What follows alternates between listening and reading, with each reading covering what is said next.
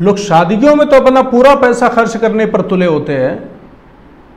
कोई इंसान है शादी के अंदर 10 खाने के आइटम बना रहा है, कोई इंसान शादी के अंदर डेकोरेशन का इत्तेमाम कर रहा है, सब कुछ वो करता है अपनी खुशी के लिए, लेकिन अल्लाह को राज़ी करने के लिए जब उसे कहा जाता है ज़कात दो, तो फिर वो अपना मुंह टेढ़ा कर देता है। फिर वो कहता नहीं भाई हमारे पास तो पैसे कहाँ है, हम कहाँ से ज़कात ला करके दे, हम तो गरीब हैं।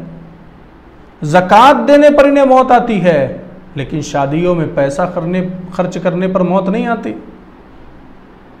ये अल्लाह ने अगर तुम्हें दौलत दी है तो उसकी राह में खर्च नहीं करोगे तो कहाँ करोगे। हमारे नबी अलैहिस्सलातु व तस्लीम ने फरमाया कि ज़कात जो है वो माल का मैल है, ज़कात जो है वो माल का मैल है। अगर आपने अपने माल में से ज़कात के ज़रिए अपना मैल अलग कर दिया तो फिर आपका पैसा तो पाक साफ़ हो गया। और जो पाक साफ़ पैसा होता है वो पैसा ना कोई इंसान चुरा सकता है, न वो पैसा जल सकता है, न वो पैसा तबाह हो सकता है।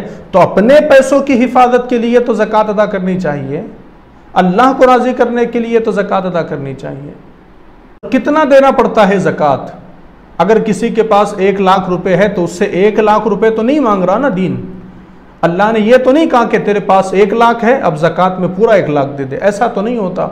अगर किसी पास 1 लाख रुपए है तो खुदा फरमाता है 2.5% देना है। 1 लाख में 2,500 रुपये ही तो ज़कात देनी है।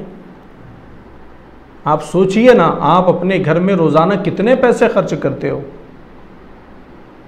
क्या अल्लाह की राह में साल में 1 मरतबा ज़कात अदा नहीं कर सकते? और ये जो ज़कात है ये फ़र्ज़ अमल है। जिस तरह नमाज हम अदा करते हैं फ़र्ज़ है, इसी तरह ज़कात भी फ़र्ज़ है। अगर आपने ज़कात अदा नहीं की तो आपसे पूछा जाएगा, आपको अज़ाब दिया जाएगा ज़कात अदा न करने पर।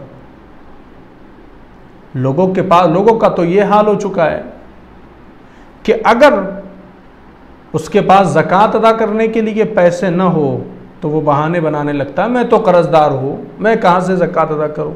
हालांकि पास 2-2 कारें उसकी खड़ी है, हालांकि 5-5 बाइक उसके घर के सामने खड़ी है, लेकिन ज़कात अदा करने के लिए पैसे नहीं है। अभी पूछिए अगर किसी फार्म हाउस जाना हो, अभी पूछिए अगर उससे कि कहीं घूमने के लिए जाना हो तो किसी से कर्ज ले लेगा, बाप से मांग लेगा, माँ से मांग लेगा पैसे खर्च के लिए, लेकिन ज़कात अदा करने के लिए हाथ ऊपर कर देते हैं, कहा हमारे पास पैसे नहीं है ज़कात अदा करने के लिए।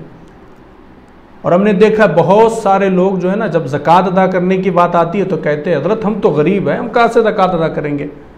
वो जो आपने अपनी ज़बान से लफ्ज़ अदा किया ना कि हम तो गरीब है, उसी लफ्ज़ की वजह से अल्लाह आपको गुर्बत अता फरमाता है।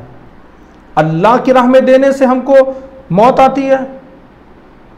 ये दिया हुआ तो सब अल्लाह ही का है, उसकी राह में खर्च नहीं करोगे तो कहाँ खर्च करोगे।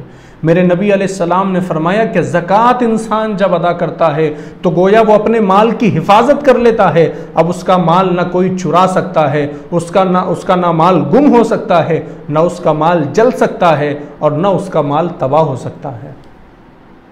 तो आपके पास 1 लाख रुपए है तो 2,500 रुपये ज़कात अदा करो और बाकी के पैसों की हिफाजत कर लो, वरना वो बाकी का जो पैसा है 1 लाख रुपए जिसको आपने बचाया है फिर वो यूं ही बर्बाद हो जाएगा।